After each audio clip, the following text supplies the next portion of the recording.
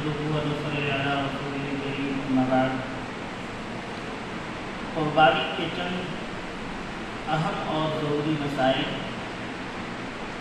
قربانی کن لوگوں پر واجب ہے اور کن دنوں میں قربانی واجب ہے، ان کی شرائط کیا ہیں، یہ چیزیں جاننا بہت سخت ضروری ہے۔ قربانی کے لیے سب سے پہلی شرط آزاد ہونا ہے، لہذا کوئی اگر غلام ہے تو اس پر قربانی نہیں ہے۔ مسلمان ہونا ہے، یہ دوسری شرط ہے، غیر مسلم پر قربانی واجب نہیں ہے۔ اور اسی طرح سے ایام قربانی میں مقیم ہونا ہے، یعنی قربانی کے دنوں میں وہ شخص قیام کی حالت میں، وہ حالت سفر میں نہ ہو، لہذا مسافر پر قربانی واجب نہیں ہے۔ ایام قربانی میں بقدر نصاب کا مالک ہونا ہے۔ نصاب کی مقدار 7.5 تولہ سونا یا 52.5 تولہ چاندی یا اس کی قیمت ہے، یا مال تجارت ہے، خواہ وہ کیش کی شکل میں ہو، خواہ وہ سونا چاندی کی شکل میں ہو، زیورات کی شکل میں ہو، یا پھر مال تجارت کی شکل میں ہو، یا پھر گھر کے زائد ضروری سامان کے علاوہ ہو۔ ان تمام صورتوں میں جو شخص بھی اس کا مالک ہو جائے گا اس پر قربانی واجب ہے۔ قربانی کے وجوب کے لیے اور صدقہ فطر کے وجوب کے لیے دونوں میں تھوڑا سا فرق ہے۔ صدقہ فطر پر یا اسی طرح سے زکوٰۃ پر تھوڑا سا فرق یہ ہے کہ زکوٰۃ کے لیے سال کا گزرنا ضروری ہے، لیکن قربانی کے لیے سال کا گزرنا ضروری نہیں ہے۔ چنانچہ اگر کوئی شخص قربانی کے دنوں میں نصاب کا مالک ہو گیا، مان لیجئے قربانی کی صبح میں وہ مالدار ہو گیا، یا چاندی کے نصاب کے مطابق تقریباً 33 سے 35 ہزار کا مالک ہو گیا، تو ایسے شخص پر قربانی واجب ہے۔ اگر قربانی کے دن سے ایک دن پہلے فقیر ہو گیا، یعنی اس کے پاس اتنا مال بھی نہیں بچا کہ 33 سے 35 ہزار کے مال اس کے پاس نہیں بچا، تو وہ شخص فقیر کہلائے گا، اس پر قربانی واجب نہیں۔ لیکن اگر 10، 11 اور 12 کی مغرب سے پہلے تک ان دنوں میں اگر وہ نصاب کا مالک ہوتا ہے تو بہر صورت اس پر قربانی واجب ہوگی۔ قربانی کا سبب وجوب وہ قربانی کے ایام ہیں، دن ہیں، جس کی وجہ سے اس پر قربانی واجب ہوتے ہیں۔ مالدار شخص پر قربانی واجب ہے، لیکن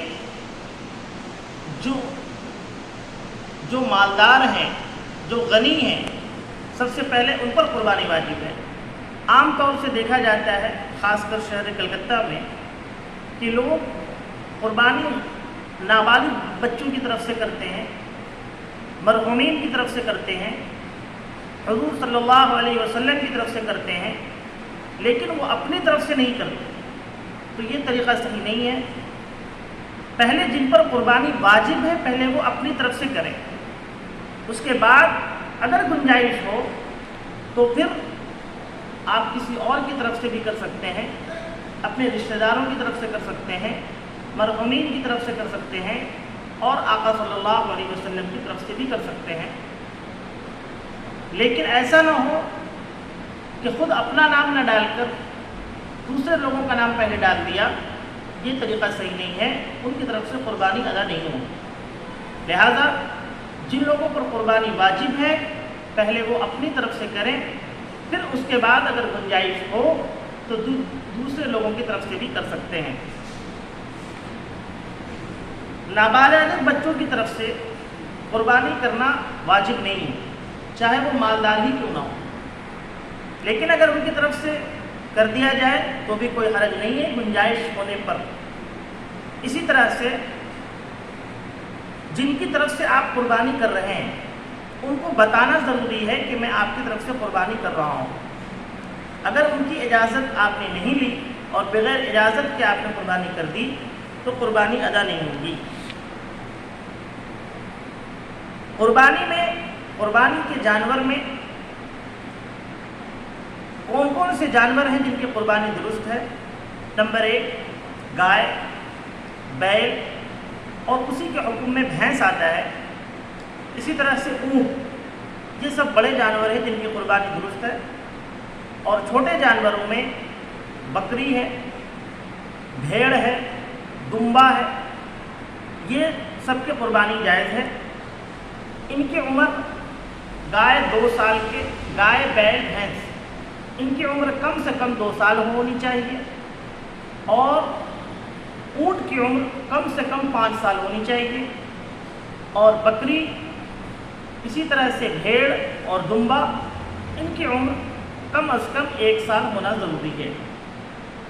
بڑے جانوروں میں 7 حصے ہو سکتے ہیں، یعنی 7 لوگوں کی طرف سے وہ کافی ہوگا، اور چھوٹا جانور یعنی بکری، دمبا اور بھیڑ یہ ایک شخص کی طرف سے ہی ہوگا، ایک کے علاوہ اس میں گنجائش نہیں ہے۔ اب بڑے جانوروں میں کوئی اگر عقیقہ کرنا چاہے تو عقیقہ بھی کر سکتا ہے، لڑکی کے لیے 2 حصہ اور لڑکی کے لیے 1 حصہ۔ 7 نام ہیں، ان میں سے مان لیجئے کہ 4 نام آپ کے قربانی کے ہوں گے اور 2 نام عقیقہ کے ہوں گے لڑکے کی طرف سے، تو 6 نام ہو گئے، اور اگر ایک لڑکی کا بھی عقیقہ کرنا ہے تو 1 حصہ، تو کل 7 نام ہو گئے۔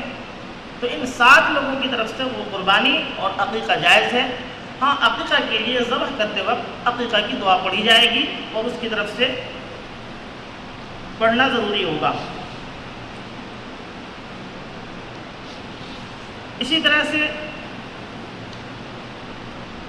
قربانی میں جتنے لوگ شریک ہیں ان سب کی نیت عبادت کی ہونی چاہیے۔ اگر کسی ایک کی بھی نیت وہ صرف گوشت کھانے کی ہے یا اسے فروخت کرنے کی ہے تو کسی کی بھی قربانی درست نہیں ہوگی۔ قربانی کے گوشت کا مسئلہ آتا ہے کہ قربانی کے گوشت کے لیے مستحب یہ ہے، یعنی بہتر یہ ہے کہ اس کو 3 حصوں میں تقسیم کیا جائے۔ 1 حصہ خود اپنے گھر کے لیے رکھا جائے، اور 1 حصہ اپنے رشتہ داروں، اعزاء اقربا کے لیے، اور 1 حصہ فقراء اور مساکین کے لیے خاص کیا جائے۔ یہ سب سے مستحب اور بہتر ہے۔ لیکن اگر کوئی سارا کا سارا گوشت صدقہ کرنا چاہتا ہے، پورا ہی اٹھا کر صدقہ کر دے تو بھی یہ جائز ہے، اور اگر کوئی سارا کا سارا گوشت رکھنا چاہے، 1 بوٹی بھی کسی کو نہ دے تو بھی یہ جائز ہے، کوئی گناہ نہیں ہے۔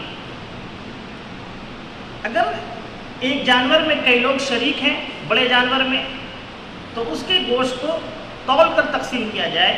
عام طور سے لوگ اندازے سے 2 حصہ یا 3 حصہ کر دیتے ہیں، یہ صحیح نہیں ہے، بلکہ تول کر گوشت کی تقسیم کرنی چاہیے۔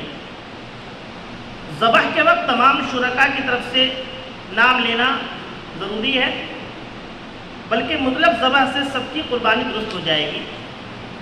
اسی طرح سے ذبح کیسے کریں؟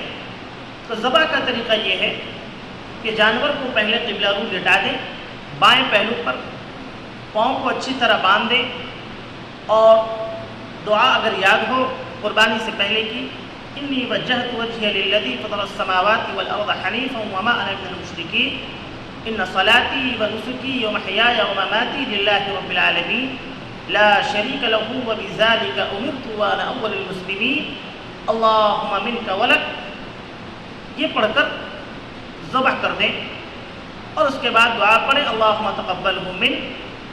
اگر اپنی طرف سے ہے تو منی کہیں، اور اگر دوسرے کی جانب سے ہے تو منی کی جگہ من کہیں، اور ان کا نام ولدیت کے ساتھ، یا اگر عورت ہے تو ان کا نام زوجیت کے ساتھ یا بنت کے ساتھ لینا ضروری ہے۔ اس کے بعد جانور ذبح ہو گیا۔ ایک مسئلہ اور سمجھ لیں جو عام طور سے غلطی ہوتی ہے کہ جانور کے ذبح کے وقت جتنے لوگ بھی ان کے تعاون میں ہیں، چھری کوئی اگر پکڑ رہے ہیں، ایک سے زیادہ لوگ اگر نے چھری پکڑ رکھی ہے تو سب کو بسم اللہ پڑھنا ضروری ہے۔ اگر ذبح کرنے کے وقت کسی اور نے مدد کی اور اس نے بسم اللہ نہیں پڑھی ہے تو ذبیحہ حلال نہیں ہوگا، اس لیے اس کا خاص خیال رکھیں۔ اسی طرح سے ذبح کے لیے 4 رگوں میں سے 3 رگ کا کٹنا ضروری ہے۔ ایک نلی ہوتی ہے کھانے کی، کھانے اور پینے کی، ایک نلی ہوتی ہے سانس لینے کی، اور 2 نلی دونوں طرف یہ خون کی رگیں ہوتی ہیں۔ یہ 4 رگ ٹوٹل ہو گئی جن کا کٹنا ضروری ہے۔ چاروں کٹ جائیں تو بہت اچھی بات، لیکن اگر 4 میں سے 3 بھی کٹ جائیں تو ذبیحہ حلال ہو جائے گا اور قربانی درست ہو جائے گی۔ عام طور سے دیکھا جاتا ہے کہ ابھی ذبح کے لیے چھری ہلکی سی چلی ہے اور قصائی اپنے ہاتھ میں بھی ایک چھری رکھا ہوتا ہے، اور آپ نے ابھی بسم اللہ پڑھ کے ہاتھ ہی لگایا اور اس میں فوراً جو ہے اپنا کام کر دیتا ہے۔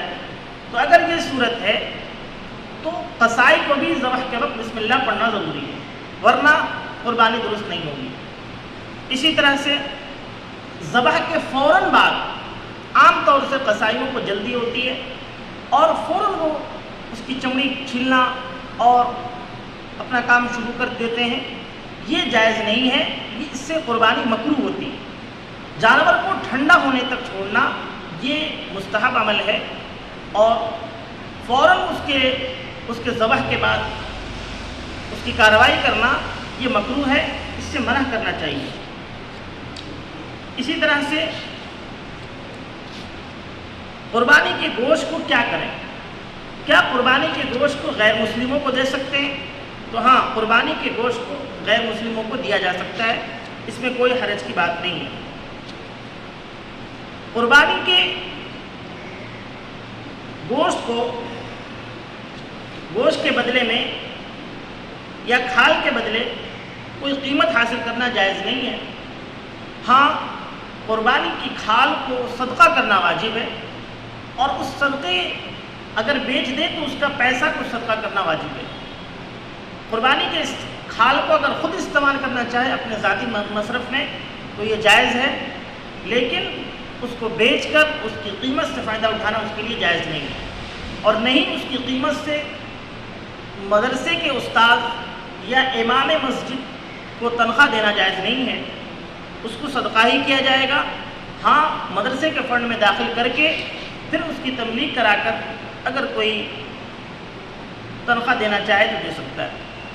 ایک مسئلہ آتا ہے قربانی کے جانور کے دودھ کا، کہ قربانی کے جانور میں اگر دودھ نکل آیا تو اس دودھ کو کیا کریں؟ تو بہتر یہ ہے کہ دودھ کو نکالیں ہی نہیں، اسی میں چھوڑ دیں۔ لیکن اگر دودھ کی وجہ سے جانور کو تکلیف ہو رہی ہے تو دودھ کو نکالیں اور اس دودھ کو صدقہ کر دیں، اور اگر آپ اپنے مصرف میں رکھنا چاہتے ہیں تو اس کی قیمت صدقہ کرنا ضروری ہے۔ یہ چند باتیں تھیں قربانی سے متعلق۔ اللہ تعالی ہم سبوں کو اس پر عمل کی توفیق عطا فرمائے۔